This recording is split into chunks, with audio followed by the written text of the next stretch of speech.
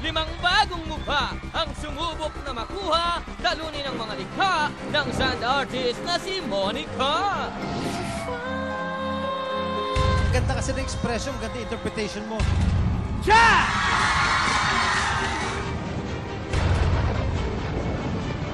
Ngunit sa kampiyon, wala pa rin bumula sa galing ng kanyang obra. Feel na feel, ramdam na ramdam natin. At dahil dito muling kumubra, Monica! Sa pangalawang beses kay Monica, walang kumubra. At ngayong gabi, mga kalaban ay matatas. Palakpakan naman yan! Magilas! Panalo. Mataas! At mukhang di aatras. Gumaganong-ganong ka na. Makaya mang buwagin mga challengers ng kampyong mahinhin sa pamamagitan ng obrang buhangin para sa kanyang third win. May tulog ang champion natin sa performance niya pinakita nyo ngayong gabi. Isa na namang sagupaang monumental mula sa Skydome na ikatanghal. Mga Pilipino, lokal at international, dito namin binibigyang dangal sa nag-iisang talentadong Pinoy!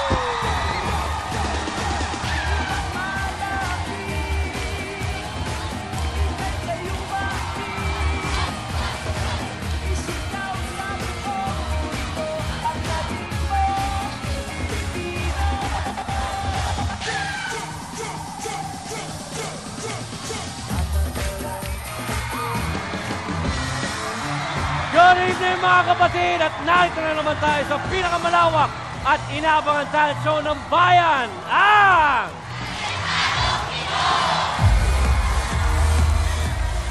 Nakakadalawang panalo ng ating defending champion, ang babaeng sand artist na si Monica. Aba, mahulma pa kaya niya ang pangatlong kampyonato sa gabing ito? Pues, kailangan abangan nyo ang kasagutan niyan later on. But for now, it's time to welcome our talent scouts. Unahin na natin ang walang kaabog-abog sa kakulitan, DJ and host, Mr. Fu! I super love it. At ang katabi ni Mr. Fu ang sanay magtaray, pero sa TV lang. From Felina, please welcome Miss Bing Loizaga.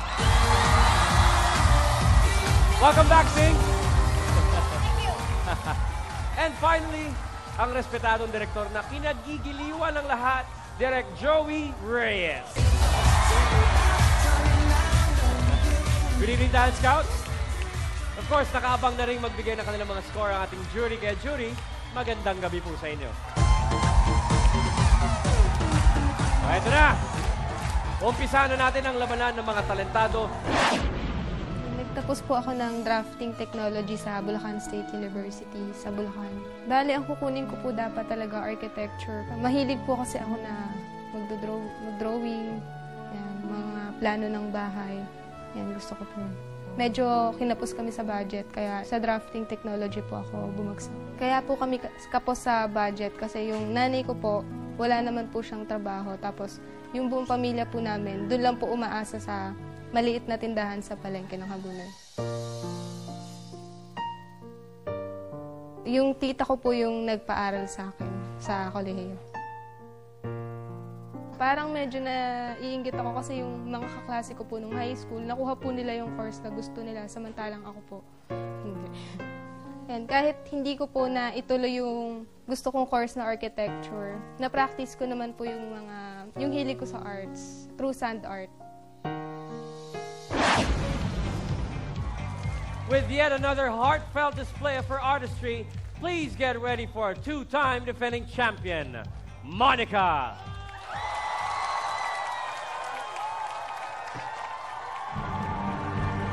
As of the 21st of this month, I signed Proclamation number 1081, placing the entire Philippines under martial law.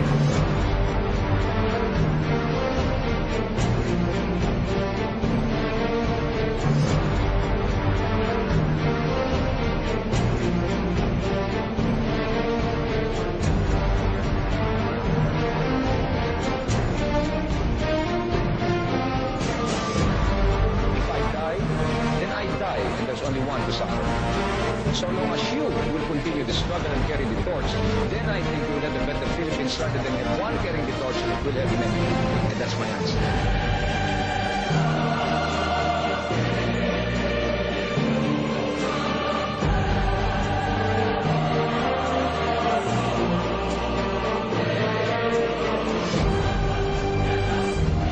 Style us anymore. We are no longer afraid to die because enough is enough, Mr. President. I think you know that your time is up.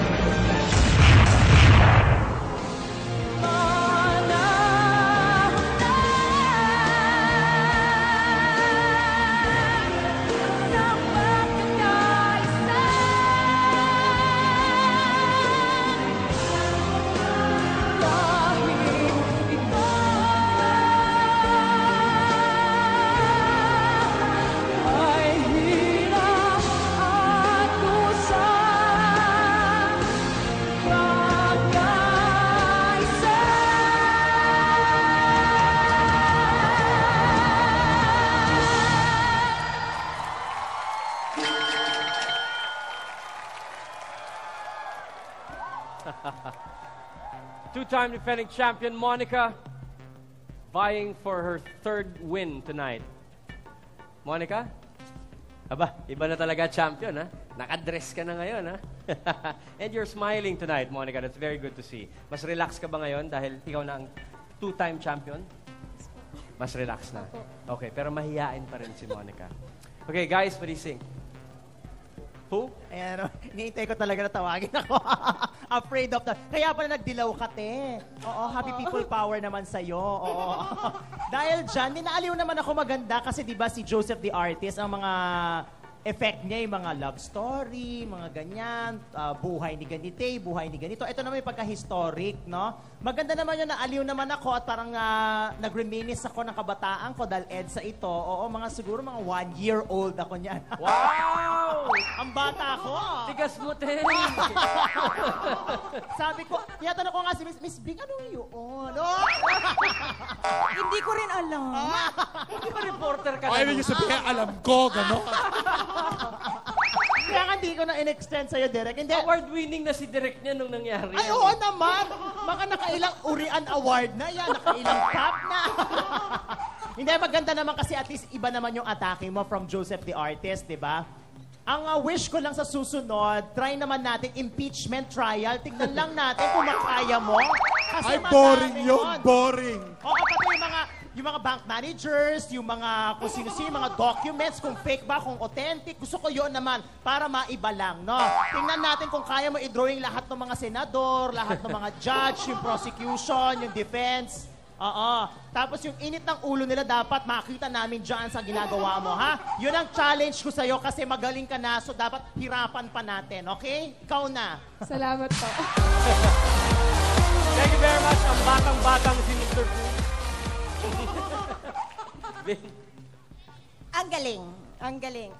Nangilabot ako dun sa nahalata tuloy na present na tuloy ako ng mga panahon na yan. Bata ka pa naman nun. Di ba kasama pa mami at daddy mo nung Oo. panahon? Okay. Batang-bata, mga 2. Nasa dots ka na ba nun? Hindi kita kinakausap. Hindi tayo close. Pero nangilabot ako. Aminin ko, nangilabot ako. Ang ganda.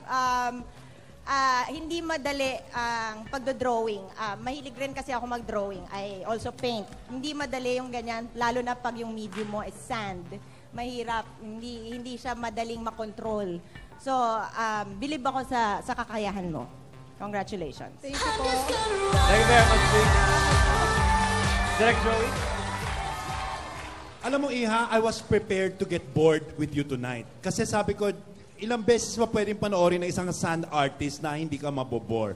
Pero aaminin ko, naantig ang puso ko nang nakita ko ang rendition mo tonight. Dahil nandoon ako sa unang EDSA 1986. Oo. Okay. Hawak-hawak ko pa ang kamay ng little girl named Bing Loy sa ganung panahon na yan. Hindi, direct naka-diapers ka pa naman daw noon. Adult diapers. Sandali, may papatayin lang ako, ha? Hindi, nagandahan ako dahil, remember nung una kong comment sa yung unang pagkapanalo mo, ang gustong-gusto ko sa'yo ay, number 1, may konteksto ang ginagawa mo. Hindi ka lang nagpapakute. Number 2, yung historical at national value na ginagamit mo sa pagpili mo ng mga subjects sa yung sand art. At number 3, I love yung details. Yung details na ini-incorporate mo, lalo na may mga preset figures ka na hindi ginagawa ng iba. Sa bagay na yan, mukhang sayo na naman ang gabing ito. Thank you very much, Direk. Thank you very much, Sand Scout. Monica, maraming salamat sa iyong performance. At eto, pangatlong beses mo nang gagawin to. Memorize mo na ba? Please step to my right. Let's call back on stage your challenger, JV. JV, dito ka sa akin kaliwa. Magpatuloy pa rin ba ang pag-ipon ni Monica ng karangalan? O si JV na ba ang mag-uwi ng corona para sa gabing ito? Well, the scores have just finished being tabulated, so jury, may I please have the results?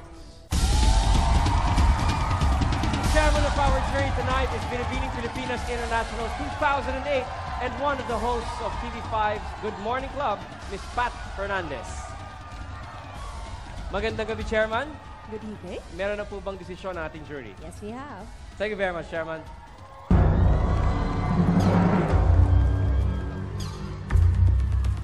Okay, JV, kung ikaw ang tatanghaling kampiyon ngayong gabi, ang 10,000 na iyong mapapanalunan, gagawin nating 50,000 pesos yan.